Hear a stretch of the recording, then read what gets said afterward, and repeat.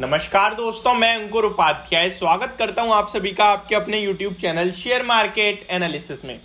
दोस्तों, बात करूंगा टाटा स्टील के स्टॉक के बारे में। यहां पे मेरे पास एक कमेंट आया, वो बहुत ही ज़्यादा मुझे तो सरप्राइजिंग लगा। कह रहे हैं कि टाटा स्टील में आपकी वजह से लॉस हुआ है।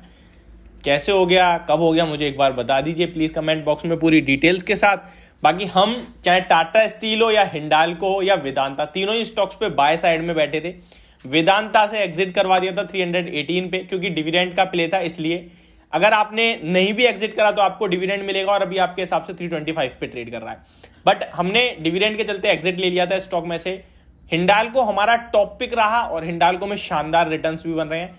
टाटा स्टील 104 के स्टॉप लॉस से आपको बाय रिकमेंडेशन दी थी 109 के टारगेट्स के लिए। आज पहला टारगेट डन और सेकंड टारगेट की तरफ स्टॉक ऊपर में जाता हुआ दिख रहा है।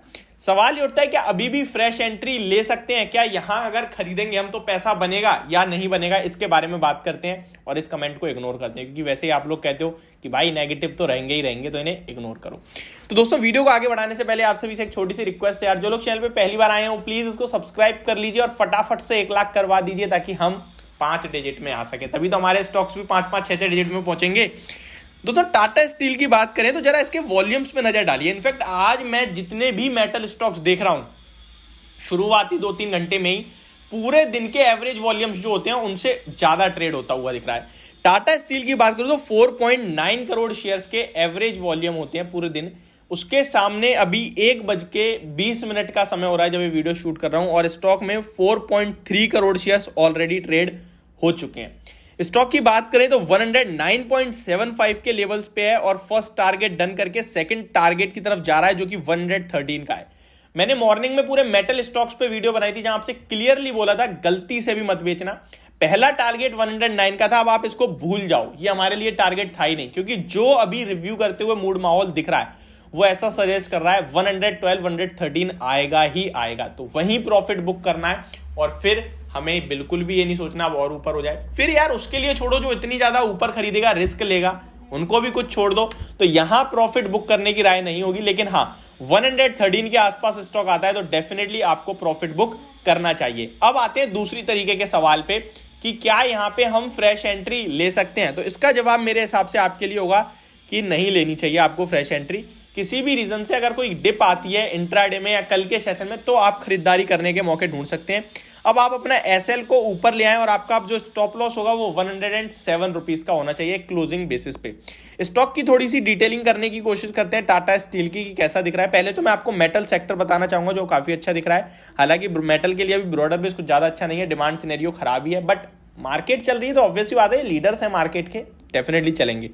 मेटल सेक्टर में 1.5% की तेजी देखने को मिल रही है आप सभी को। और टाटा स्टील की बात करें तो यहां पे वॉल्यूम्स और डिलीवरी परसेंटेज मैं आपको बताना चाहूंगा। वॉल्यूम्स इंट्राडे के तो मैंने आपको बता दिए, काफी अच्छे दिख रहे हैं, बट कल देखें तो 6.1 करोड़ शेयर्स ट्रेड हुए, जिसमें 60% की डिलीवरी थी। तो बहुत ही शानदार दिख रही है डिलीवरी।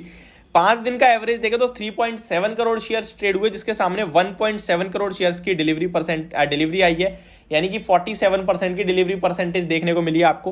30 डेज की बात करें तो 4.25 करोड़ शेयर्स ट्रेड हुए, जिसमें से 1.66 करोड़ शेयर्स डिलीवर्ड होते हैं, यानी कि 39% की डिलीवरी परसेंटेज होती है।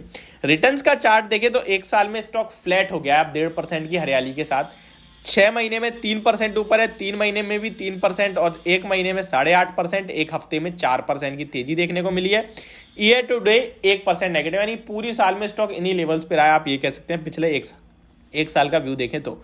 फाइनेंशियल्स की बात करें तो अच्छा है सब कुछ, कोई दिक्कत वाली बात है नहीं, बस मेटल साइकिल में जो प्रॉब्लम आई है उसकी वजह से स्टॉक नीचे आता हुआ दिख रहा है। टेक्निकल्स लेवल पे देखें तो 200 डीएमए स्टॉक का 112.93 है, जो टेस्ट करने वाला है। तभी मैं आपसे कह रहा हूं 112 to 113 स्टॉक आएगा, 200 डीएमए टेस्ट करेगा। अगर ये लेवल निकलते हैं तो अलग लेवल का ब्रेकआउट होगा, फिर अलग लेवल्स निकलेंगे, जब आएगा तब की तब देखेंगे। लेकिन अभी जो है वो आपको बताया 100 डीएमए 105.97 का है। अब इसको आप स्टॉप लॉस के रूप में ले आइए, और इसका आरएसआई इंडिकेटर 61 की वैल्यू पर ट्रेड कर रहा है। ऑलमोस्ट कहीं ना कहीं स्ट्रेंथ शो करने वाला है। आपको पता है 70 के ऊपर स्ट्रेंथ शो करने लगता है आरएसआई इंडिकेटर, और आपको थोड़े मीडियम चार्ट्स पे ये आपको ऐसा भी कहता है कि भाई मैं ओवरबॉट हो चुका हूं। टाटा स्टील की अगर फंडामेंटल्स की बात करें तो बुक वैल्यू पर शेयर 88 रुपीज की है स्टॉक की, जिसके सामने 110 पे आ चुका है अब स्टॉक। तो चलिए फाइनल टारगेट्स की तरफ आ रहा है। रिटर्न ऑन इक्विटी 42.6% का है, रिटर्न कैपिटल एम्प्लॉय 31.6% है, फेस वैल्यू 1 की है स्टॉक की। रिसेंटली स्प्लिट होता हुआ दिखा है 10 की फेस वैल्यू से 1 की फेस वैल्यू पे, तो उसका 1 की फेस वैल्यू रह गई है स्टॉक की। अगर पीयर कंपैरिजन करेंगे तो सस्ता ट्रेड करता है, कोई महंगा ट्रेड नहीं करता है। 4 के पीई पे मिलता है आपको। जेएसडब्ल्यू स्टील 24 के पीई पे है, सेल 7.5 के पीई पे है। तो इनका कंपेयर करेंगे स्टील स्टॉक्स में तो अच्छा खासा आपको सस्ता ही दिखेगा, कोई दिक्कत वाली बात नहीं है। बैलेंस शीट अगर देखें तो रिजर्व्स कंपनी के पास 1,06,000 करोड़ के हैं, बोरोइंग्स कंपनी के पास 87,000 करोड़ की है। इन बोरोइंग्स पे क्लिक करेंगे तो सारी की सारी आपको कहीं ना कहीं बोरोइंग्स जो है वो लॉन्ग टर्म में देखें तो लॉन्ग टर्म में अराउंड 44,000 दिख रही है, शॉर्ट टर्म में 24,000 करोड़ की है। तो ये कहीं ना कहीं कंपनी की बोरोइंग्स हैं। कंपनी के एजीएम में कंपनी ने कहा था कि हम अपने डेट को पूरी तरीके से एक बार में रिडक्ट करके डेट फ्री हो जाएं, ऐसा हमारा कोई प्लान नहीं है। आराम से डेट को रिडक्ट करेंगे और वैसे भी हमारा डेट जो है 1 के नीचे है, तो ठीक है, कोई दिक्कत वाली बात नहीं है। और हम केपेक्स पे ध्यान देंगे। 12,000 करोड़ का केपेक्स प्लान करा है कंपनी ने हर साल कहीं ना कहीं, और अगर अपॉर्चुनिटीज दिखती हैं तो केपेक्स इससे ज्यादा भी कर सकती है कंपनी। इस साल का केपेक्स आपको याद ही होगा, कहीं ना कहीं नीलांचल इस्पात निगम लिमिटेड का हुआ था। तो ये कहीं ना कहीं पूरी डिटेल्स हैं टाटा स्टील के बारे में। होप आपको ये सारी जानकारी समझ और पसंद दोनों आई होगी। Thank you so much for watching this video. Have a great day guys.